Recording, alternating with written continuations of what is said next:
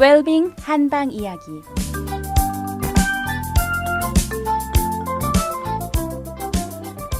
안녕하세요. 달빛아니온 원장 김동엽입니다. 우리가 음식물을 먹으면 위에서 반죽 형태로 바꿔서 이제 다시 내보내게 되죠. 소장으로 내려보내게 되고, 그러면 이 소장에서는 멀건 죽 같은 음식물을 받아들여서 대변의 형태를 띄우도록 일정한 형태를 갖추게 해줍니다. 이와 동시에요, 또 필요한 물질들을 다시 또 한번 소화 흡수하게 되죠. 이를 한의학에서는 소장이 갖고 있는 수성 화물의 작용이라고 하는데요. 제목이 어떤들 무슨 상관이 있겠습니까?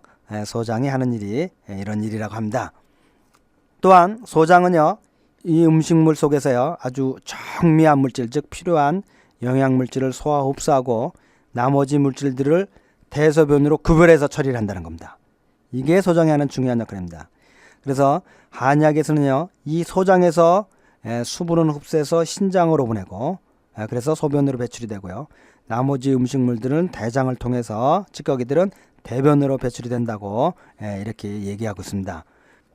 그래서 이 소장의 이런 기능들이 제대로 안 이루어지면요, 우선 소화 흡수가 제대로 안 돼서 영양물질이 흡수가 부족해지겠죠. 또 이 소장에서 대소변을 갈리기 때문에 소장도, 즉 수분을 소장에서 신장으로 보낸다고 한의학에서 되어 있기 때문에요, 이 소장의 역할이 잘 안 되면 어떻게 되겠습니까? 전신의 수액대사에 이상이 있게 되고요. 소장에서 이 수분 조절이 제대로 안 되면 너무 과도하게 수분을 흡수하게 되면 대변이 어떻게 됩니까? 굳어져서 변비가 될 것이고요. 또는 이 소장에서 수분 흡수가 제대로 안 되면 어떻게 됩니까? 물이 그대로 찌꺼기와 음식물 찌꺼기와 함께 대장으로 몰려나가게 되겠습니까? 어떻게 되겠습니까? 설사가 일어나게 되겠죠. 그래서 이런 작용을 통해서 소장도 뭡니까? 우리 몸 수액대사에 일정한 영향을 끼치는 중요한 작용을 하게 되는 겁니다. 그러면 이렇게 이제 소장을 통과한 음식물은 대장에 도달을 하게 되겠죠. 그래서 대장에서는 그 찌꺼기들 중에서 남아있는 수분을 재흡수하고요. 또 이 남아있는 찌꺼기들을 대변의 형태를 완벽하게 이루도록 대장에서 하게 되죠. 따라서 대장에서 수분을 재흡수함으로써 그래서 우리 변의 형태를 적절하게 만드는 겁니다. 이렇게 대장의 수분을 흡수함으로써 또 대장도 전신의 수액대사에 일정한 영향을 끼치게 되는 거죠. 대장에 이러한 기능이 제대로 안 되면 어떻게 됐습니까? 수분을 제대로 재흡수를 못하게 되면 수분이 너무 과도해서 설사가 되고요. 또 너무 과도하게 흡수하거나 또 대장에 열이 나게 되면 수분이 지나치게 증발돼서 변비가 될 수가 있는 겁니다. 이렇게 우리 몸에 입을 통해서 흡수된 음식물은 위, 소장, 대장을 거치면서요, 소화 흡수되고요. 그래서 우리 몸에 필요한 영양물질을 공급해주고, 그리고 나머지는 어떻게 됩니까? 대변을 통해서 변으로 배출이 되는 겁니다. 그럼 6배는요, 이 위, 소장, 대장 외에도 또 뭐가 있습니까? 방광과 삼초, 쓸개가 있습니다. 그럼 방광은요, 우리가 다 알다시피 오줌을 받아서 저장해 두었다가 일정한 양이 되면 소변으로 배출하는 작용을 합니다. 그래서 방광이 이런 기능이 제대로 안 되면 어떻게 됩니까? 소변을 자주 보거나 또는 반대로 소변이 잘 안 나오는 이런 소변 이상이 일어나는 병리 현상들이 있을 수가 있습니다.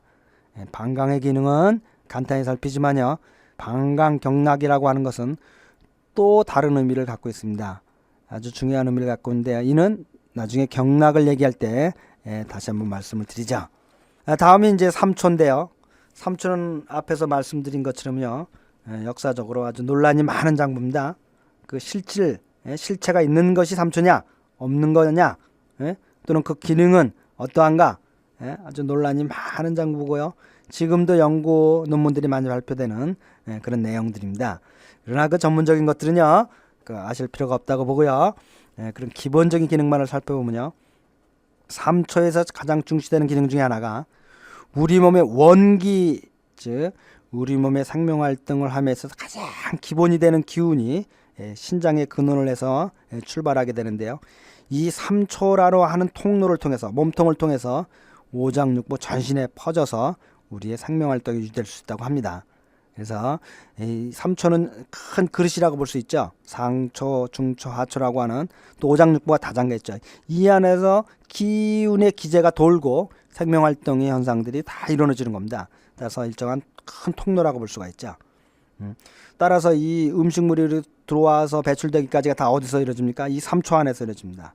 그래서 이 3초라는 통로는 음식물을 소화 흡수하는데 우리 생명활동을 하는 기본적인 후천적 기운이 이루어지는 대사 과정이 이루어지는 중요한 통로라고도 얘기됩니다.